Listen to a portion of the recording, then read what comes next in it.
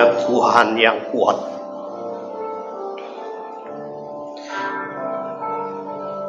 Engkau yang perkasa. Engkau yang maha besar. Sebab itu hanya pujian dan hormat kami Tuhan. Karena Engkau besar. Karena Engkau dahsyat. Biarlah apa yang sudah kami ucapkan ini kami alami di dalam setiap kehidupan kami, anak-anak-Mu. Terima kasih Bapa dalam surga, sebentar kami akan mendengar firman-Mu. Biarlah kiranya Engkau sendiri mengurapi hamba-Mu. Engkau mengurapi semua yang ada di saat siang hari ini. Mereka yang mendengar, mereka yang menjadi melakukan firman-Mu. Sehingga mereka mengalami pengalaman yang indah bersama dengan Tuhan yang dahsyat dan luar biasa. Terima kasih Bapa dalam surga. Di dalam nama Tuhan Yesus Kristus. Yang percaya katakan amin. Silakan duduk.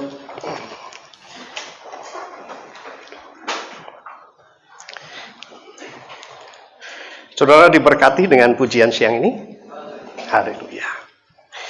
Luar biasa. Saudara, tema tahun ini adalah Tuhan sebagai penerobos. Ya. Tuhan sebagai penerobos. Dan kemarin akhir tahun juga temanya tentang bangkit dan menjadi teranglah. Ya. Saudara mau bangkit? Ya. Ada orang yang gini, saudara mau bangkit? Sebentar ya. Ada hal yang aku pikirin. Saudara mau menjadi terang? Bentar dulu. Ada hobi-hobi yang aku nggak bisa tinggalin. Saudara, pada siang hari ini, sebelum saya sampaikan panjang lebar, kita baca dulu aja di dalam Yesaya pasal 60 ayat 1 dan 2. Yesaya pasal 60 ayat 1 dan 2. Bangkitlah menjadi teranglah, sebab terangmu datang, dan kemuliaan Tuhan terbit atasmu. Sebab sesungguhnya kegelapan menutupi bumi, dan kekelaman menutupi bangsa-bangsa. Tetapi terang Tuhan terbit atasmu, dan kemuliaannya menjadi nyata atasmu. Ya. Firman Tuhan ini dikatakan, kalau saya bisa tekankan begini, kita nggak akan mungkin ngomong begini, bangkitlah menjadi teranglah. Ya. Tapi ini bisa disampaikan dengan cara begini, bangkitlah menjadi teranglah. Satu seruan kepada kita, ya, supaya kita bangkit. Nah, arti kata bangkit itu bangun. Bangun dari tidur bisa juga, bangun dari duduk bisa juga. Atau juga mungkin bangun dari santai-santai bisa juga. Artinya begini saudara, seruan ini disampaikan kepada kita untuk kita bisa meresponinya gitu. Meresponinya apa ya? Menanggapinya, menangkapnya bagaimana gitu. Saya perlu sampaikan bahwa ketika seruan yang luar biasa ini disampaikan, tetapi kita salah meresponi, kita tidak menganggap bahwa itu seruan, kita tidak menganggap bahwa itu satu ajakan, kita tidak menganggap bahwa itu satu perintah kebangkitan, ya, saudara nggak akan mungkin bangkit, saudara nggak akan pernah menjadi terang. Seperti saya katakan di depan tadi, ketika kita katakan ayo bangkit, tapi kalau kita tidak ada respon, kita tidak akan pernah mengalami bangkit. Dalam segala hal firman Tuhan disampaikan kepada kita bahwa respon kita terhadap firman Tuhan itu menentukan langkah kita, itu menentukan tindakan kita untuk mengisi hidup kita ini. Ini respon. Ini kan awal tahun baru, ya. Seringkali kita buat resolusi buat diri kita dulu deh. Buat diri kita dulu deh.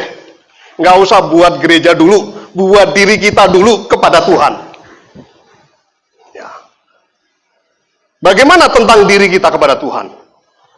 Karena saya berpikir, saudara, kalau kita membuat resolusi dengan Tuhan dan kita melakukan, itu akan berdampak kepada kita semua. Percaya ini.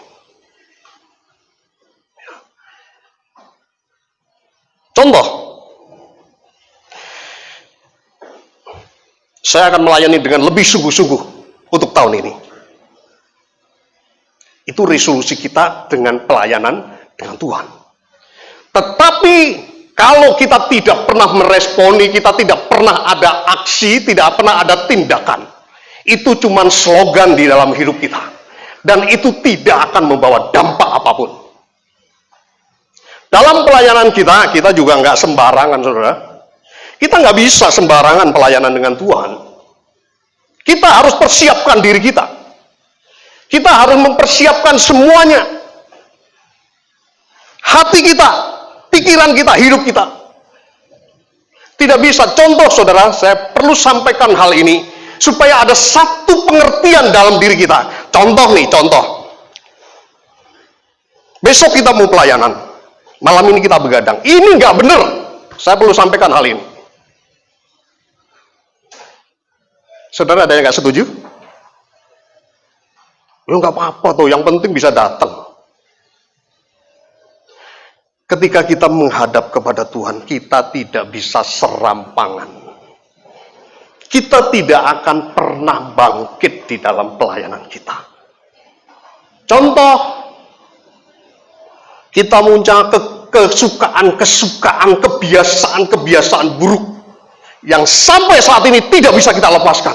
Jangan berharap kita bisa bangkit, kita bisa meresponi firman Tuhan. Apalagi zaman sekarang, ya. Itu kalau permainan itu online, itu luar biasa. Itu tidak bisa dibendung. Itu terjadi sekarang. Itu tidak bisa kita kendalikan situasi seperti itu. Tetapi yang bisa kita kendalikan adalah diri kita sendiri. Saudara, ini harus menjadi komitmen kita. Apakah kita mau begini tok? Tuhan katakan, kamu tuh pelayananmu cuma ngono-ngono tok. Tidak pernah ada kesungguhan.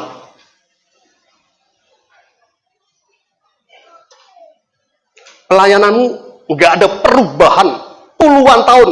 Cuman seperti itu. Tidak ada perubahan. Ayo kita. Firman Tuhan katakan, bangkit. Ayo, bangkit. Saya perlu sampaikan hal ini, saudara. Karena ini sudah akhir zaman.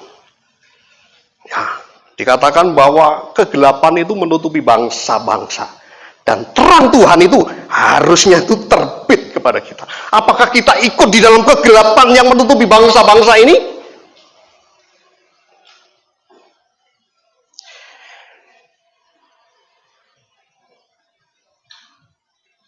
Saudara, perlu satu komitmen buat kita. Tema tahun ini begitu luar biasa. Tuhanlah penerobos. Dia sudah membuka semuanya. Dia sudah membuka setiap halangan, rintangan. Kalau kita tidak merespon, ya kita tetap diam-diam saja. Padahal Tuhan sebagai penerobos, dia sudah melakukan segala sesuatu. Dia sudah menerobos, bahkan dia sudah mengorbankan dirinya untuk melakukan satu terobosan untuk keselamatan kita. Terus bagaimana kita merespon kalau kita tidak memberikan hidup kita dengan sungguh-sungguh kepada Tuhan? Bagaimana? Kalau kita melayani yang sungguh. Kalau kita beribadah yang sungguh. Nah, beribadah yang sungguh itu ketika kita melakukan mungkin dengan kerajinan, tetapi di luar itu ada yang lebih penting, adalah melayani dengan hati kita. Kita boleh melakukan pelayanan yang banyak, kegiatan yang banyak, tetapi kalau itu tidak berkenan di hadapan Tuhan, itu menjadi satu kesia-siaan buat Tuhan. Ya, saudara perlu saya sampaikan hal ini. Saya 2 hari lalu saya kumpulin anak-anak saya. Kita hidup itu karena kasih karunia Tuhan. Kita hidup itu karena anugerah Tuhan. Kita bisa makan, kamu bisa sekolah yang baik, cukup, tidak pernah kekurangan. Itu adalah anugerah Tuhan. Dan saya berharap kalian juga hidup di dalam anugerah Tuhan. Dengan cara apa? Dengan melayani dengan sungguh-sungguh kepada Tuhan. Apa yang bisa kita balas? Bangkit dan menjadi teranglah. Kita membaca sejarah Kristus, sejarah Tuhan Yesus, ketika dia ada di dalam pelayanannya, orang sakit Tuhan tidak biarkan. Ketika dia datang kepada Tuhan, Tuhan bebaskan penyakitnya. Saya tidak pernah membaca di dalam sejarah Tuhan ini, sejarah Tuhan Yesus dalam pelayanannya, ketika sakit Tuhan gagal untuk menyembuhkan orang. Tidak ada di dalam Alkitab. Tidak ada ceritanya. Nah, ketika Tuhan sembuhkan orang, kalau kita bisa melihat itu, banyak orang-orang yang mulai bertindak, ya, mengabarkan Injil, ya, dia menyebarkan kabar baik. Orang yang kusta disembuhkan oleh Tuhan. Saudara bisa baca di Matius pasal 8 ayat 1 sampai 4. Orang yang sakit lumpuh bisa berjalan. Saudara bisa baca di dalam Matius pasal 9 ayat 1 sampai 8. Bahkan orang-orang yang dibelenggu oleh kuasa kegelapan, Tuhan usir kuasa kegelapan. Dia sembuhkan. Bahkan orang yang mati pun Tuhan bangkitkan. Kita bisa melihat, kita bisa mendengar cerita-cerita hal ini. Dan biarlah kita juga mengalami, sehingga kita boleh mengalami, kita bisa bangkit di dalam hidup kita. Saudara, coba kita mulai merenungkan begini. Kita akan hidup. Saya nanti bulan Maret, saya umur 54 tahun. Ya, saudara kalau mau nyiapin kado bolehlah untuk bulan Maret. Ya. Saudara, 54 tahun. Saya sudah hidup loh. Hidup. Saya dibawa ke jalan yang lurus. Masuk ke dalam lembah yang curam. Ya. Saya dibawa kepada satu hidup yang sukacita. Tetapi kadang-kadang saya dibawa ke lembah yang kelam. Dan sampai hari ini masih bisa melayani Tuhan. Itu adalah anugerah Tuhan. Amin. Ini yang membuat saya selalu bangkit. Anugerah Tuhan. Karena saudara kalau bisa melayani Tuhan, itu karena kehormatan yang Tuhan sudah berikan kepada saudara. Melayani Tuhan adalah kehormatan. Tidak semua orang bisa melayani Tuhan. Saudara, kita mau datang ke istana, kita ngomong, Pak Presiden, saya mau melayanimu. Belum tentu saudara diterima. Tapi ketika kita datang, Tuhan, aku mau melayanimu dengan segenap hatiku, Dia akan terima hidupmu.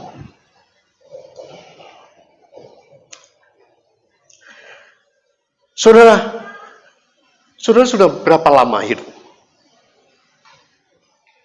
Ya, saya sudah hidup mungkin 70 tahun, misalnya.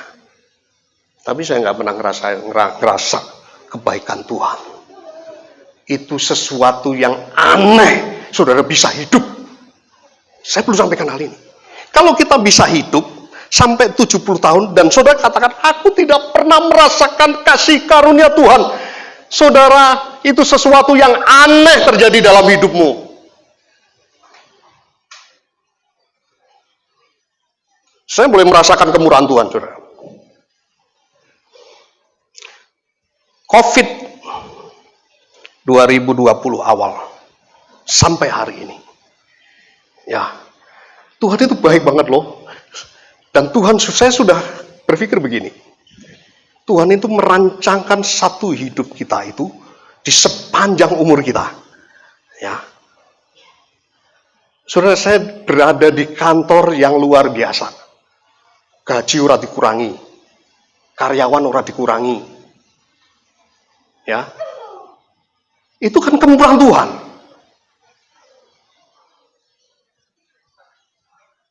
Ya. Saya merasa, waduh, Tuhan itu baik. Tuhan sudah rancangkan. Itu karena anugerah Tuhan. Nah, kalau kita nggak bangkit, meresponi setiap firman yang disampaikan kepada saudara, saudara tidak akan pernah mengalami kebaikan-kebaikan Tuhan. Saudara tidak pernah mengerti kebaikan-kebaikan Tuhan. Coba kita mulai berpikir, mungkin kita nggak usah jauh-jauh, berpikir tahun lalu saja, awal 2021, sampai akhir Tuhan menyertai kita. Itu kan anugerah Tuhan. Kita bisa menghitung kebaikan-kebaikan Tuhan. Lah, kalau kita sudah mengalami hal ini, kok kita nggak bangkit? Bagaimana ini?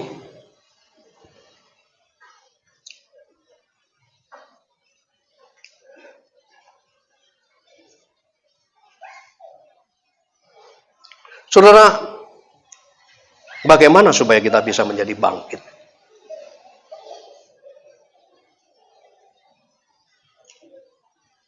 Bagaimana supaya kita bangkit? Harus ada perubahan di dalam hidup kita. Kalau saya katakan ada perubahan di dalam hidup kita itu adalah ketika hati kita dibaharui, ketika pikiran kita dibaharui, itu akan ada perubahan di dalam hidup kita. Ketika hati kita dibaharui, ketika pikiran kita dibaharui, kita akan rasakan itu, bahwa kalau kita merasakan kebaikan Tuhan, maksud saya kita ini loh nggak tahu diri bahwa Tuhan sudah menolong kita. Ya. Dalam Roma pasal 12 ayat 2, harus ada pembaharuan di dalam pikiran dan hati kita. Pembaharuan. Nah, pembaharuan itu bagaimana? Kita nggak usah banyak terlalu teori. Pembaharuan itu terjadi ketika kita mendengar firman Tuhan, kita melakukan. Mendengar firman Tuhan, kita lakukan. Mendengar firman Tuhan, kita lakukan. Saudara akan dibaharui di situ.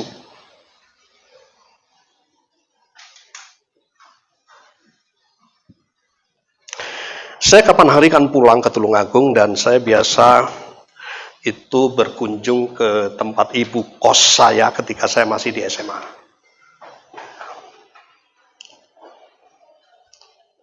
Ibu kos saya ini, saya dulu kan di SMA Blitar, SMA 1 Blitar.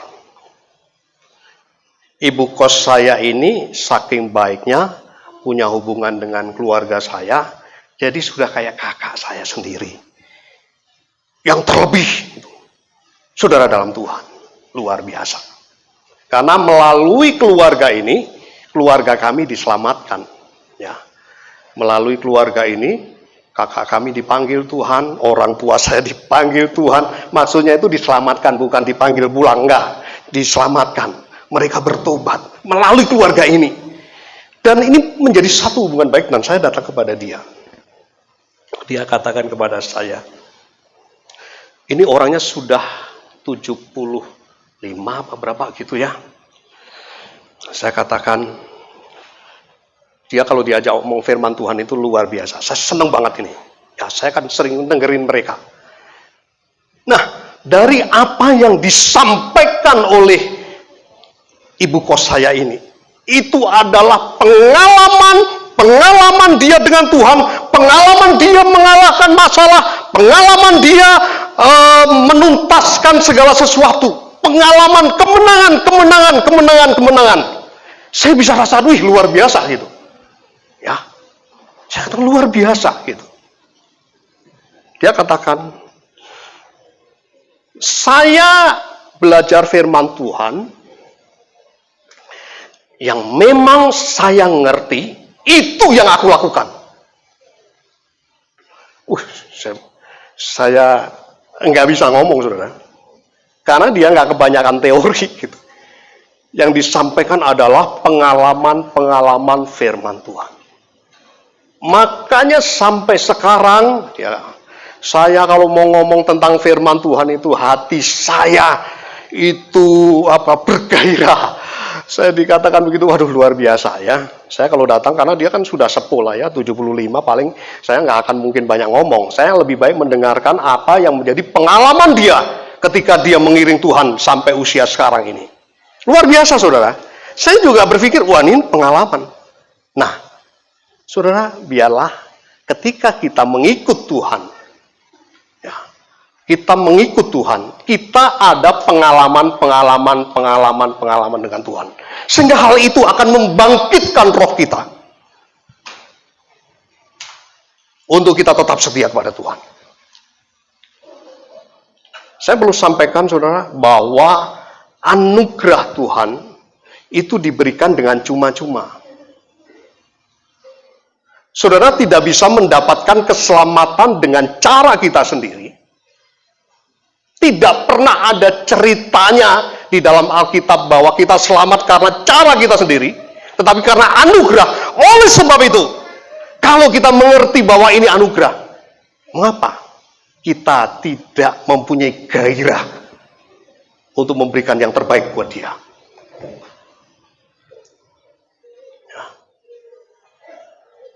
Saudara,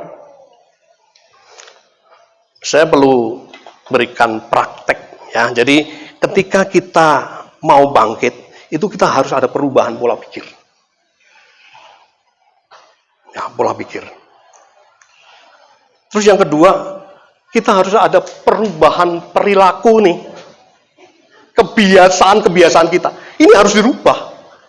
Kalau enggak, pola pikir berubah, tindakan enggak berubah, itu tidak simetris. Podo karo gajah dibelangkoni, iso khotbah, ora iso ngelakoni. Berat, saudara. Saya kemarin ngomong sama istri saya, Ma, aku sampai malam ini, aku kok nggak dapat tema yang susah. Temanya kok nggak ketemu tuh. Nggak ada bahan buat aku. Istri saya katakan, belajar yang sungguh, Pak. Ya udah, saya mulai gali-gali lagi. Dapatnya ya seperti ini.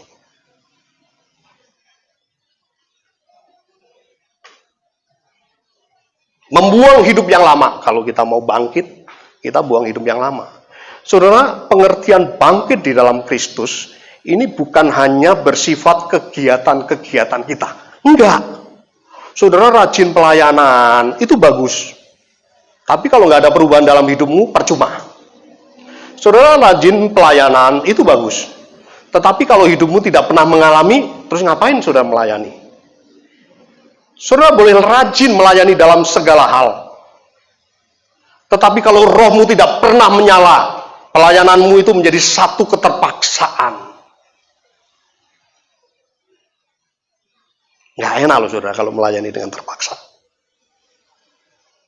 Tapi kalau melayani kita punya pengertian bahwa melayani itu adalah satu kebutuhan dan melayani itu adalah kehormatan yang diberikan Tuhan kepada kita. Kita akan melakukan dengan sungguh-sungguh. Ya. kita harus meninggalkan hidup yang lama. Ada orang yang melayani tapi tetap hidup dalam hidup yang lama.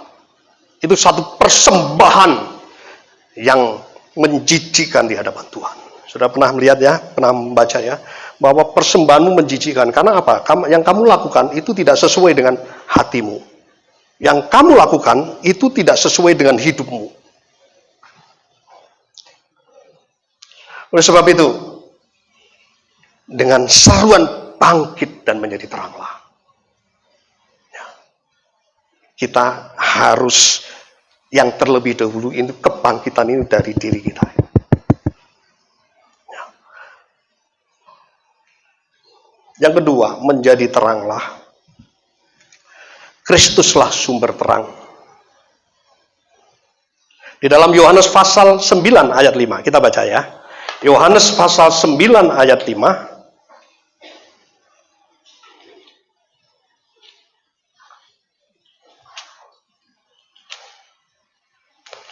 Selama aku di dalam dunia, akulah terang dunia.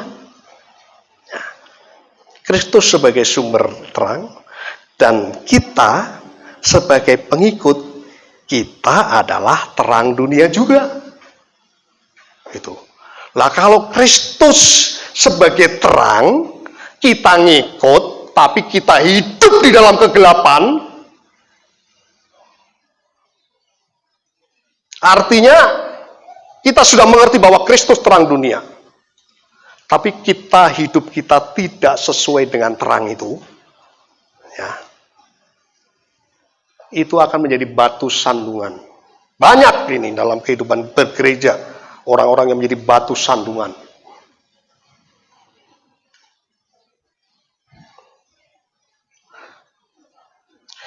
Di dalam Yohanes pasal 8, bagaimana supaya kita menjadi terang? Kristus sumber terang, kita juga menjadi terang dunia. Bagaimana kita bisa menjadi terang? Yohanes pasal 8 ayat 12. Maka Yesus berkata pula kepada orang banyak, katanya, akulah terang dunia, barang siapa mengikut aku, ia tidak akan berjalan dalam kegelapan, melainkan ia akan mempunyai terang hidup. Ya, jadi kalau kita ini pengen menjadi terang, ya kita mengikut Kristus dengan sungguh-sungguh. Ini sebenarnya sangat sederhana, saudara. Tuhan sudah memberikan teladan hidup kepada kita. Kalau kita tidak pernah mengikuti apa yang menjadi langkahnya, kita akan hidup di dalam kehidupan yang lama, di dalam kesesatan, di dalam perbuatan-perbuatan yang lama.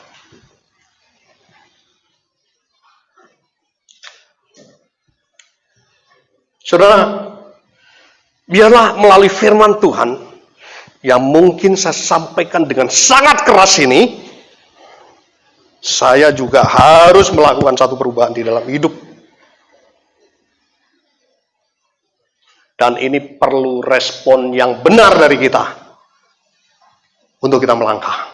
Saya yakin kalau kita bangkit, roh kita dibangkitkan, hati kita ada perubahan, pikiran ada perubahan, pasti ada perubahan di tempat ini. Setiap pribadi akan mengalami perubahan, pelayanan akan mengalami perubahan. Dan saya yakin ketika kita bersama-sama mengadakan satu perubahan di dalam setiap pribadi kita, saya bisa bayangkan bahwa Tuhan berkenan kepada kita. Tuhan akan memberkati kita di dalam segala hal. Jangan kita ibadah hanya rutinitas, hanya kebiasaan saja. Tapi biarlah kita ketika kita beribadah, kita mengerti kehendak Tuhan yang diberikan kepada kita dan kita melakukan. Saya percaya loh, ya seperti ibu tadi sampaikan, saya mengerti, saya nggak pintar firman Tuhan, tetapi ketika saya mengerti firman itu, saya lakukan. Ketika mengerti satu firman, saya lakukan. Ketika mengerti satu firman, saya lakukan. Ini memberkati saya, saudara. Memberkati, luar biasa. Jadi ketika engkau mengerti firman Tuhan, lakukan. Supaya kita ngalamin. Dan dia bersaksi, pernah satu saat dulu bekas guru sekolah, bekas anak sekolah minggu saya, dia datang ke sini, dia sampaikan firman Tuhan. Tapi tak pikir-pikir kok main teori tok ya. Dia katakan begitu loh. Tuhan itu kadang-kadang luar biasa ya. Dia cuman, saya tanyakan, teori piye? Dia cuman menyampaikan tok. Lah nek aku kan gini, saya sampaikan, tapi saya ngalami. Gitu. Saya katakan, luar biasa. Saya katakan, ini luar biasa, saya bilang. Jadi saudara, kalau kita mendengar firman Tuhan, enggak ngalami. Kalau saya menyampaikan firman Tuhan, enggak ngalami, itu adalah bahwa kita enggak benar di hadapan Tuhan. Kita masih hidup dengan cara lama. Biarlah kita yang mendengar, yang menyampaikan, kita mengalami firman Tuhan. Kita harus bangkit. Kita harus menjadi terang. Kalau kita tidak pernah bangkit, kita tidak akan pernah menjadi terang. Kristus sebagai sumber terang. Kristus yang bisa memberikan kesembuhan di dalam hatimu, di dalam jiwamu, di dalam pikiranmu. Kalau engkau benar-benar mau datang kepada Dia, Tuhan akan melakukan pemulihan di dalam hidup kita. Ya. Seringkali pola-pola pikir yang salah kepada Tuhan ini yang menghalangi kita tidak mengerti tentang kehendak Allah. Ya. Apalagi kondisi sekarang ini, ya banyak pengaruh yang luar biasa. Sekarang ya saya kalau perhatikan, saya lihat media sosial, banyak orang yang bangga bahwa dia menjadi seorang yang ateis. Dia lebih bangga. Mungkin dia terlalu banyak teori tetapi dia tidak pernah mengalami. Biarlah firman Tuhan siang hari ini itu membangkitkan diri kita supaya kita bisa menjadi terang. Kita menjadi saksi Kristus buat saudara seiman, buat keluarga, buat tetangga kiri kanan kita. Yang terakhir,